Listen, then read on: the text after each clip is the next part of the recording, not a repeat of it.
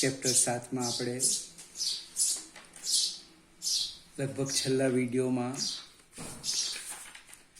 કોણીય વેગમાનના સંરક્ષણના નિયમની વાત કરી હતી. આજે ખૂબ મજાનું ઓબ્જેક્ટિવ છે અને સમજવાનું છે, ગમે એવું છે. ગબડતી તકતી, રોલિંગ મોશન.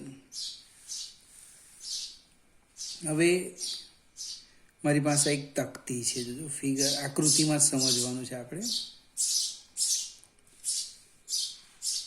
એ જે તકતી છે એ તકતીનું દ્રવ્યમાન કેન્દ્ર એના ભૌમિતિક કેન્દ્ર પર જ છે, સેન્ટર ઓફ માસ. હવે એ તકતી એટલે કે આપણું ગાડીના પૈડા એ સરક્યા સિવાય ગબડે ત્યારે એને રોલિંગ મોશન, ગબડતી ગતિ કહેવાય. સરક્યા વિના ગબડે ત્યારે. હવે આ જે તકતી છે એ તકતીમાં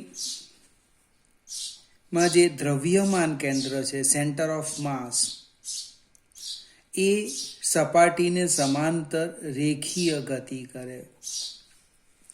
આ જે દ્રવ્યમાન કેન્દ્ર છે સીધું જ જવાનું, આમ જ આખી તકતી ગોળ ગોળ ગોળ ગોળ ફરવાની બને. કોઈક આપણે સિક્કો લઈ લઈએ ને, સિક્કાને તમે ફેરવો આ રીતના ગોળ ગોળ, તો આ જે સેન્ટર ઓફ માસ છે એ માત્ર રેખીય ગતિ કરશે. અને સેન્ટર ઓફ માસ સિવાયનો બાકીનો જે ભાગ છે એ એના દ્રવ્યમાન કેન્દ્રમાંથી પસાર થતી અક્ષને અનુલક્ષીને ચાક ગતિ કરે. ફરીથી એકને એક વાત સમજાવું. આ જે તકતી છે એ સરક્યા સિવાય ગબડે છે. તકતીની આપણે ત્રિજ્યા ધારી લઈએ, આર લઈ લઈએ. હવે આ જે ગબડે છે એ તકતીનો કોણીય વેગ પણ લખી દઈએ.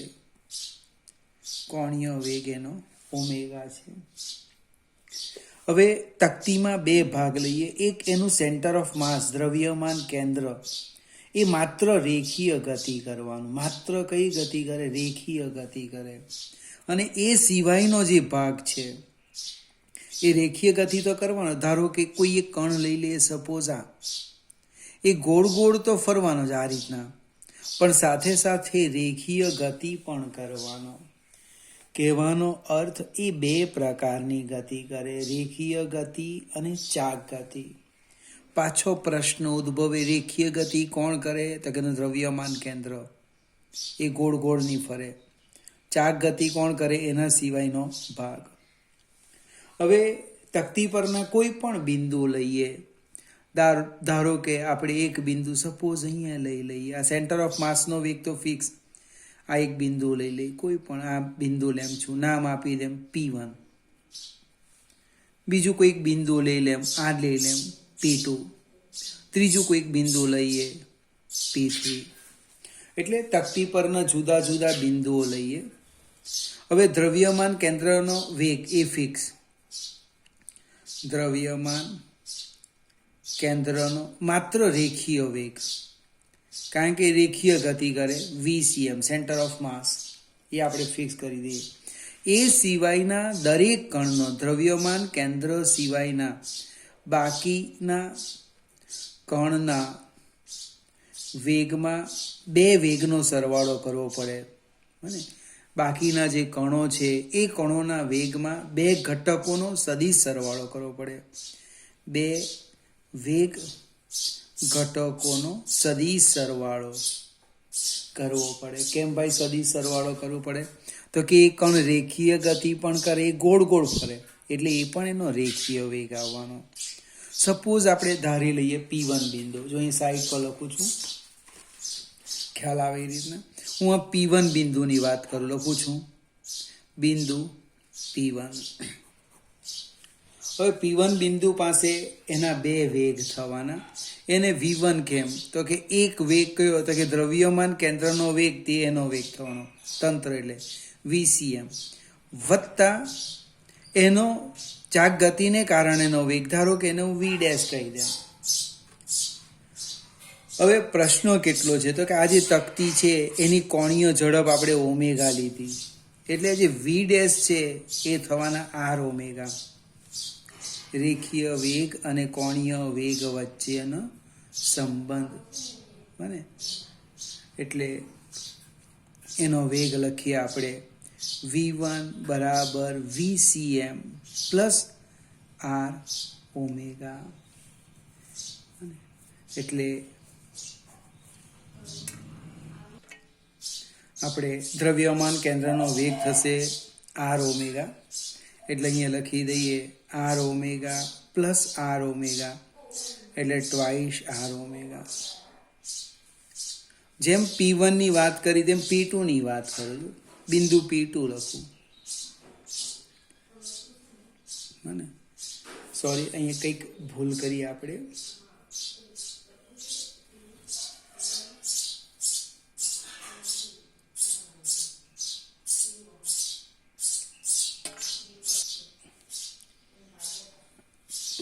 અહીંયા આ આપણો વી ડેશ હતો, અહીંયા વી ડબલ ડેશ અહીંયા લઈશું. અહીંયા સ્પર્શકની દિશામાં આવવાનું. બને V00 લખીએ. આ આપણે ત્રિજ્યા સપોઝ R લઈ લઈએ તો P2 પાસે વેગ શું થવાનો? એક સદિશ VCM. V બરાબર VCM પ્લસ V00. VCM એટલે R ઓમેગા પ્લસ આને લખી દઈએ સ્મોલ r ઓમેગા. R શું છે?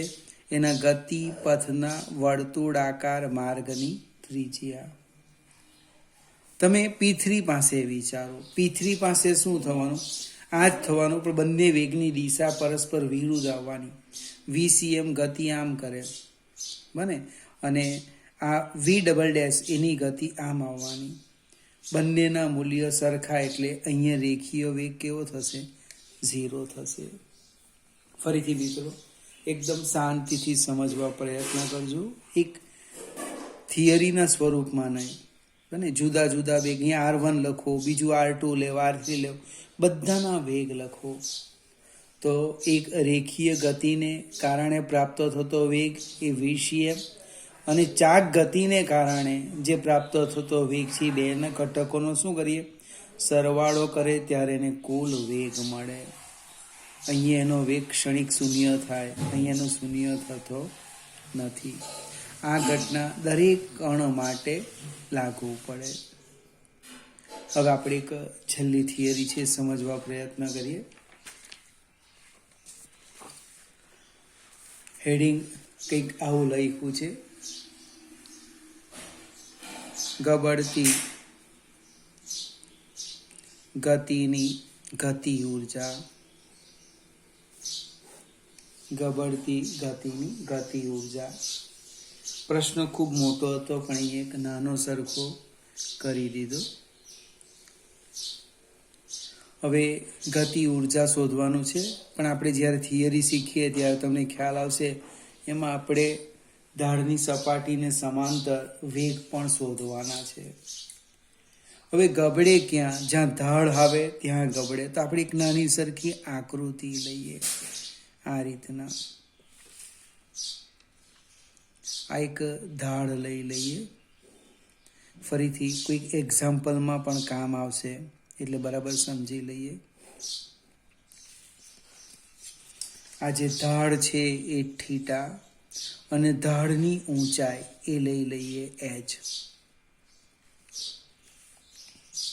હવે કોઈ એક પદાર્થ જે હશે તે આપણે હમણે ખબર નથી, એ આ ઢાળ પર સરક્યા વિના ગબડે છે. સ્થિર સ્થિતિમાંથી, અહીંથી શરૂઆત કરીએ, સ્થિર સ્થિતિમાંથી સરક્યા વિના ગબડે છે. હવે આ જે પદાર્થ છે એ પદાર્થની હું વાત કરું. કઈ કઈ વાત કરવાના? તો કે એક આ રીતના હું લખું છું, તમારે લાઈનમાં લખવાનું.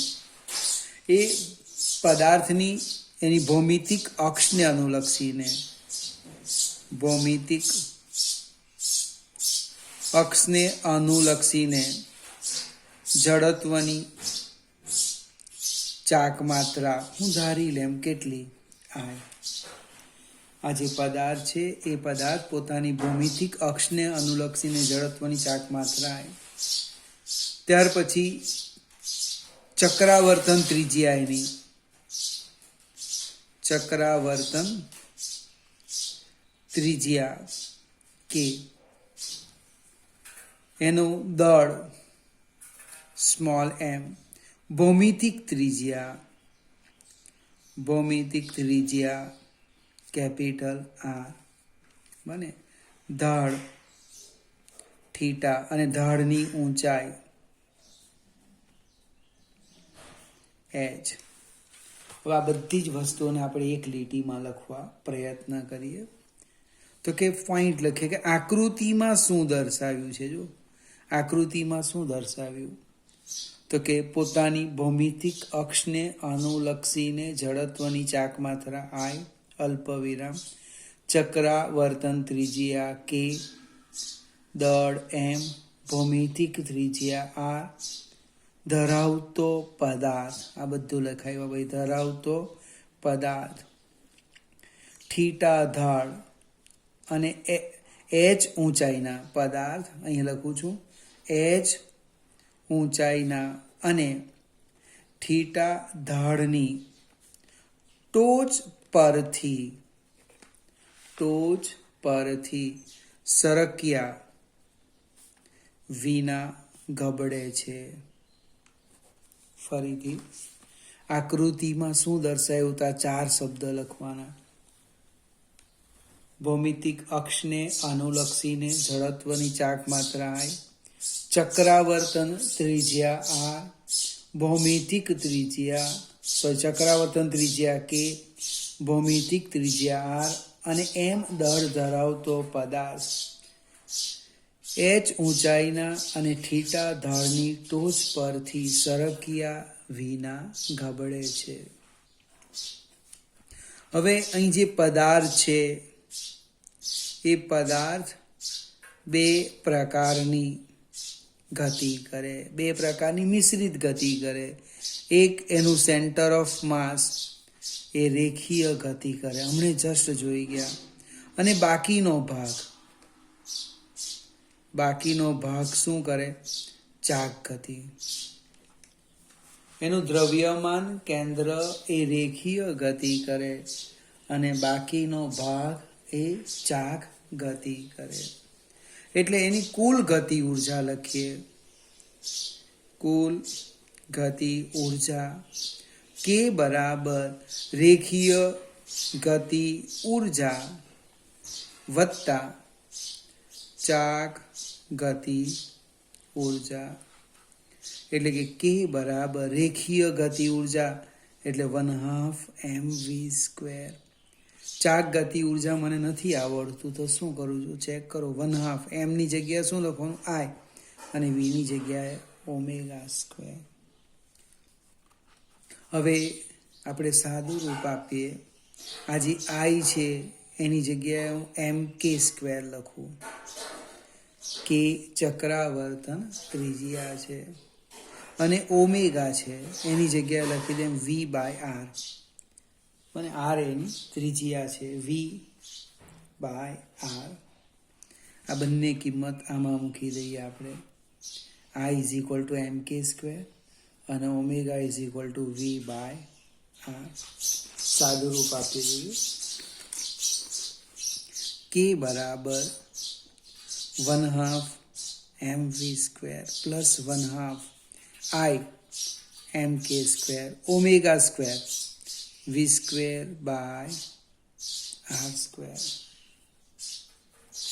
આમાંથી સામાન્ય જે નીકળે કાઢી લઈએ. k બરાબર 1/2 mv², 1 પ્લસ k²/r². જો માત્ર ગતિ ઉર્જા માંગે તો આપણી અહીંયા થિયરી પૂરી થઈ. પણ પ્રશ્ન છે ઢાળની, સપાટી ને સમાંતર રેખીય વેગ. પ્રશ્ન આવો પૂછેલો છે તો પ્રશ્ન એ ઉદ્ભવે કે આની પાસે રેખીય વેગ કેવી રીતે આવવાનો. તો અહીંયા શું છે, જ્યારે પદાર્થ અહીં હતો ત્યારે એની પાસે સ્થિતિ ઉર્જા હતી. જેમ જેમ એ ગબડે છે તેમ તેમ એની સ્થિતિ ઉર્જા ઘટતી જાય છે અને ગતિ ઉર્જા વધતી જાય છે. ઢાળના તળિયે એ સંપૂર્ણ સ્થિતિ ઉર્જા ગુમાવે અને એને સંપૂર્ણ રેખીય ગતિ ઉર્જા એટલે મેક્સિમમ ગતિ ઉર્જા પ્રાપ્ત થાય. એટલે લખવાના કેવી રીતે? તો ઢાળના તળિયે એને ગુમાવેલી સ્થિતિ ઉર્જા કેટલી? તો કે mgh. પ્રાપ્ત કરેલી ગતિ ઉર્જા કેટલી? તો કે k ની કિંમત મૂકી દઈએ આપણે. એટલે કે mgh બરાબર 1/2 mv સ્ક્વેર કૌંસમાં 1 plus k square by r square. લગભગ m અને m નીકળી જાય છે. v સ્ક્વેરને સૂત્રના કરતા કરીએ. v સ્ક્વેર બરાબર 2gh divide by 1 plus k square by r square. એટલે વેગનું સૂત્ર આવી ગયું અને 2gh upon 1 plus k square by r square. હવે આપણે જુદા જુદા આકારની વાત કરીએ. હું જુદા જુદા આકારની વાત કરું છું. તો પહેલા લઈ લઈએ આપણે એક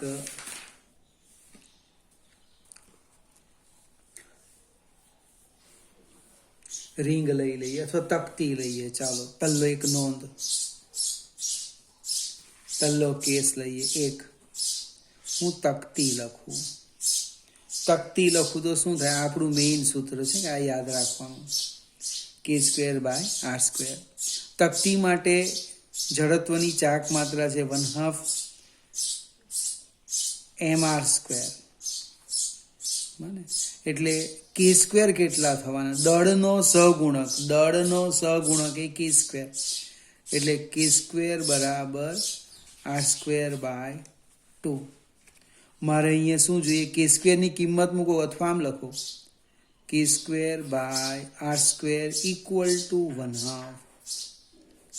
કે square by R square equal to 1/2. આમાં કિંમત મૂકીએ એટલે ઝડપ v બરાબર રૂટ 2gh અપન 1 પ્લસ 1/2. લસા લેવો 2 + 1 3, છેદનો છેદ અંશમાં જાય એટલે રેખીય ઝડપ જો v બરાબર રૂટ 4gh બાય 3 અથવા 4/3gh. આકાર કયો લીધો? તકતી. તમે નક્કર ઘોડો લેવ, નક્કર નળાકાર લેવ, બને અલગ અલગ આકાર લેવ, એને અનુરૂપ તમારે રેખીય વેગ શોધવાનો. લખવાનું શું? એની જડત્વની ચાક માત્રા લખો.